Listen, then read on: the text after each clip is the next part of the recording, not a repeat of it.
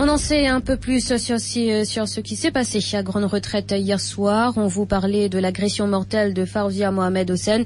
Cette handicapée de 73 ans est morte asphyxiée. C'est ce que révèle l'autopsie pratiquée par le docteur Soudesh Kumar Gangadine.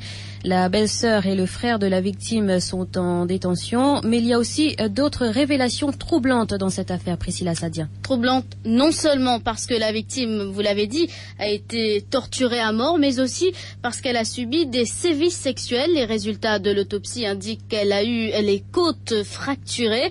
Mais le plus choquant dans cette affaire, Sabrina, c'est que l'agresseur n'est autre que sa belle-sœur, celle-ci qui vit dans la même maison, a épousé le frère de la victime depuis environ 3 ans. Et selon l'enquête policière, le couple n'aurait pas de relations sexuelles. Et hier, l'accusée aurait laissé entendre qu'elle était possédée par un esprit. C'est ainsi qu'elle aurait demandé à sa belle-sœur de la rouer de coups pour enlever cet esprit. Elle aurait fait la même requête auprès de son mari, demande qui a été agréée.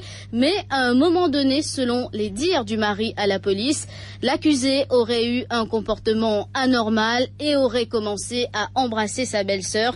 Choqué, le mari a quitté la maison pour solliciter l'aide d'un homme religieux à Plaine Verte.